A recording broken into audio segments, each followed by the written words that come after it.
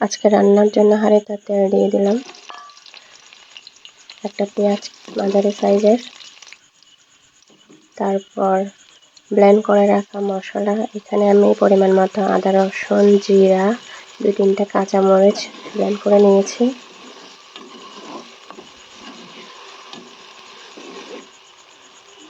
সবগুলো মিক্স করার পরে এবার হচ্ছে আপনার 2টা গোটা মশলা দেব, 2টা এলাচ, 2টা দারচিনি, পরিমাণ মতো হলুদ, জিরা, ধনিয়া, একটু মরিচের গুঁড়া যাতে কালারটা ভালো আসে, আর হচ্ছে পরিমাণ মতো লবণ। সবগুলো দেওয়ার পরে ভালোভাবে একটু কষিয়ে নেব।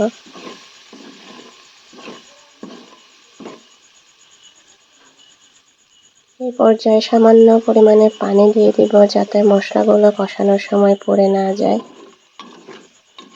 আসলে কষানোর সময় মশলা যদি নিচে লেগে যায় বা পুড়ে যায় তাহলে রান্নার স্মেলটা ভালো আসে না, একটু পোড়া পোড়া গন্ধ আসে।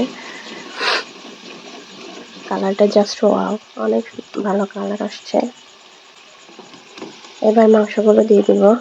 আপনারা আবার মুরগির পাটা এইভাবে দেখে হাসবেন না, আসলে আমাদের বাসায় মুরগির পাটা সবাই খায় না।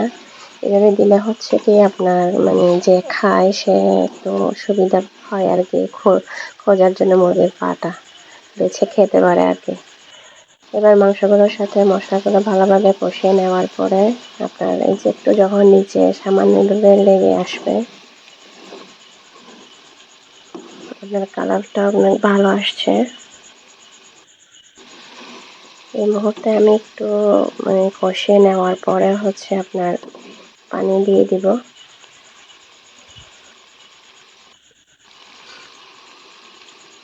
পরিমাণ মতো পানি দিয়ে মাংসগুলোকে আবার আপনার সিদ্ধ হতে দিব। আসলে দেশি মুরগিটাকে একটু পানি বেশি দিয়ে রান্না করতে হয় যাতে মাংসটা ভালোভাবে সিদ্ধ হয়।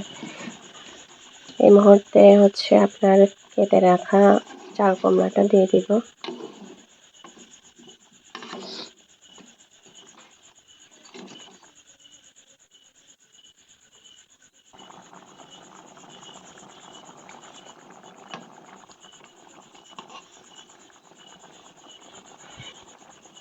এই যে আমার মোটামুটি মাংস রান্না হয়ে আসছে,